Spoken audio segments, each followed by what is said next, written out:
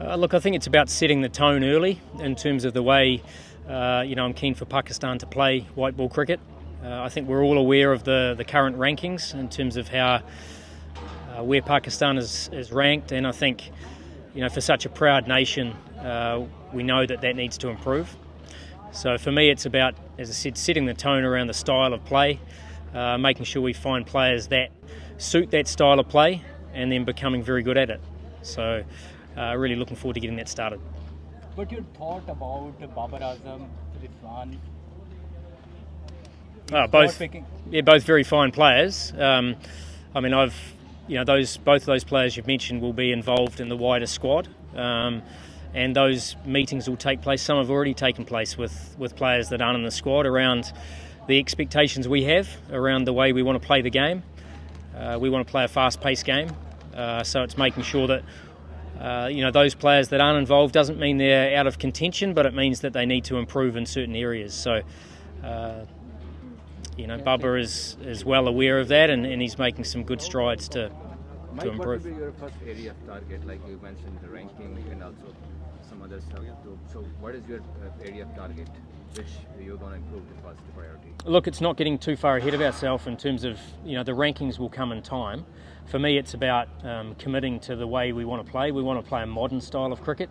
In white ball cricket at the moment, Pakistan's approach has been a little bit behind, the rest of the nations, and it's about making sure we are a side full of, often full of talent, but it's got to be pretty well constructed in terms of how we want to play the game. So I talk about a high-paced game. You can only play that if you've got depth of batting, and you've got lots of different bowling options to adjust to the conditions that you're confronted with. So it's about, building the right players and putting them in the right positions. Mike, inconsistency and insecurity has been one of the problems for Pakistan, especially in the white ball. So as in last year there was a fresh team selected, but now there are 8 changes in this series. So what are your plans to fix these things like inconsistency and insecurity in the players?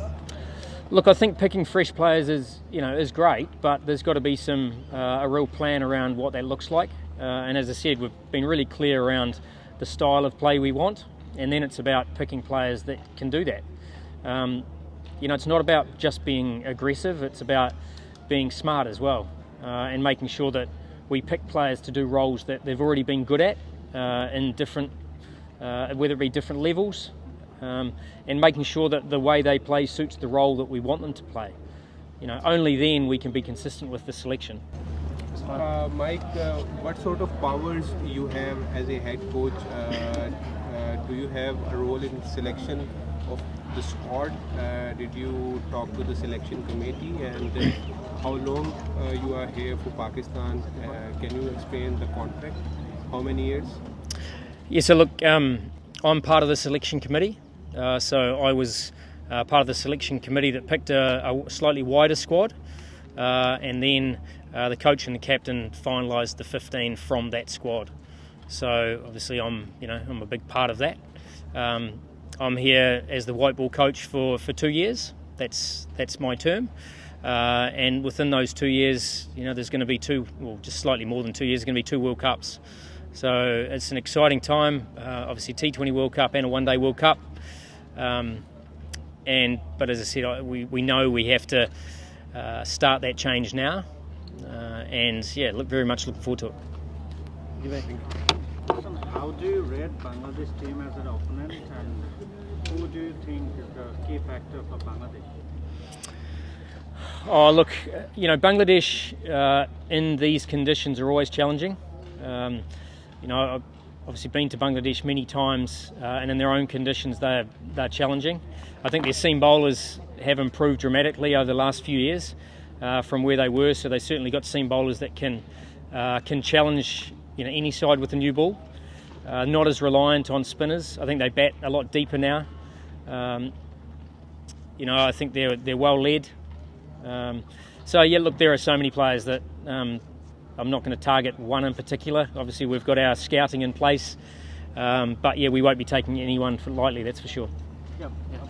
every Pakistan player like who is in the squad, everyone is informed because they played really well in the PSL. And in the other hand, Bangladesh lost against UAE in the Sharjah. They didn't play well. So do you think they are in the backseat in this series? Well, what I would say is they've played 3 internationals in the week leading up to this. So, you know, as a team, they're getting up to speed from a team perspective, the way they want to play. So I certainly don't think anyone in this Pakistan team will be taking Bangladesh lightly. You know, we'll be preparing as we have to.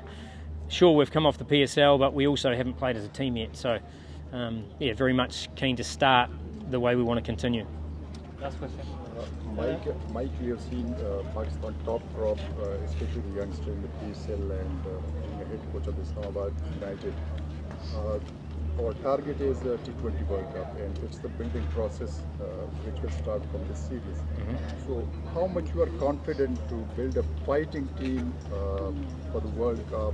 Because you just said that you will have to change the approach of the team also. Oh, look, very confident. Very confident in terms of, you know, we've got about 10 months, maybe slightly less. We've got between 30 to 34 T20s between now and then. You know, we're picking players at the moment that suit the style we want to play, so it's not a matter of changing people. And those that aren't currently in the squad will be made really clear in terms of what the expectations are. So, you know, we will develop a depth of squad, playing the way we want to play, and we know will give us good success. So, as I said, looking forward to getting that underway. Thank you so much. Thank you. वो Bangladesh team के भी आ